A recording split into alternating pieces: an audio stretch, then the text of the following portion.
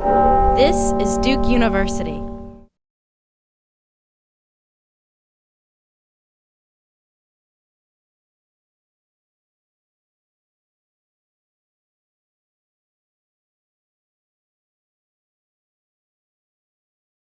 Over the last 5 to 10 years, we've seen commercial and industrial customers change the way that they look at and approach energy.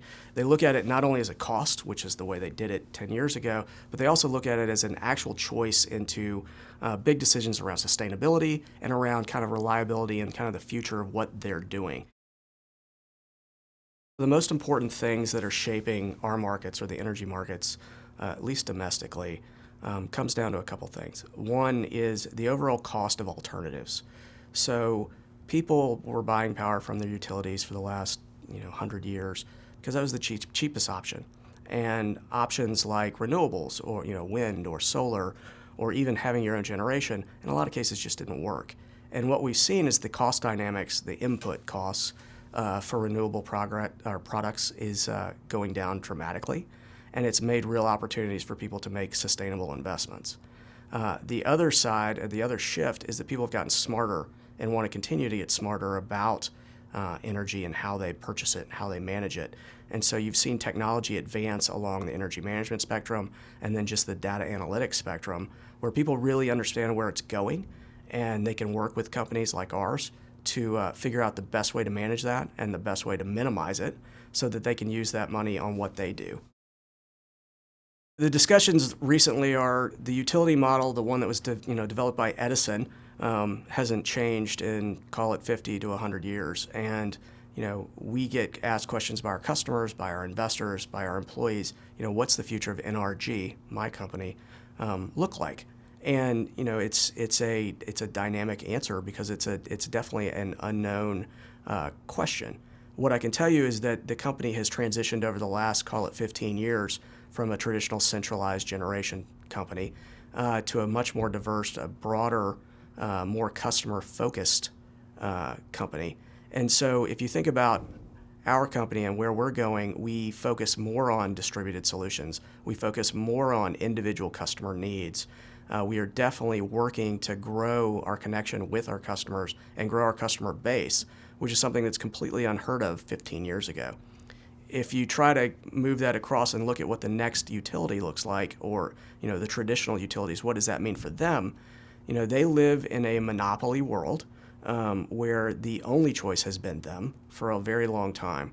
And what technology has done, so data analytics, backup generation, things behind the meter, energy efficiency work, that is all taking away from what they're used to, which is throwing electrons through a power plug. And so what I would expect to see out of other utilities is a transition in their business model so that they're offering services to their customers that right now they're not. And if they don't make that change, somebody's going to make it for them. And energy has been a business that's been stable for 100 years, or as stable as you might expect. It is definitely due for disruption, and it's definitely happening. When I think about kind of the upheaval that's going to occur in the energy business, new technologies absolutely drive kind of what the future looks like. And the advances that have happened in this industry over the last, call it 30 years, have been very focused on the station themselves, the big power plants. We've gotten really good at being really efficient and making a whole lot of electricity in one place. And then we've gotten a little bit better at transmitting it across kind of the country and getting it to people's homes. Where technology is advancing and where the real disruption is occurring now is much smaller scale and further down the line, in my home, in your home. I see the future being around, battery-based systems and, more and more solar. The more advanced solar gets, the prices go down, the more effective it is, and now all of a sudden, rooftops that 20 years ago really weren't in play are in play today. So advances around renewables and advances around, quick moving, flexible kind of assets, so backup generation based on gas or batteries, that's where the real hard technology future I see. The other advances, which are harder to talk about, but the real advances are kind of the data analytics. 20 years ago, you wanted to figure out why you use so much power in your home. You had to have an electrical engineer come out and look at your bus bar and check all your load and do a whole bunch of things. Now, there's literally thermostats in your home that can tell when you're away, turn off your AC, help you monitor your usage. There are systems now where you can look at a building just by zip code and usage and figure out that the compressor on your AC is bad, right? That kind of technology is going to ultimately lead to more efficiency and ultimately to lead to less waste.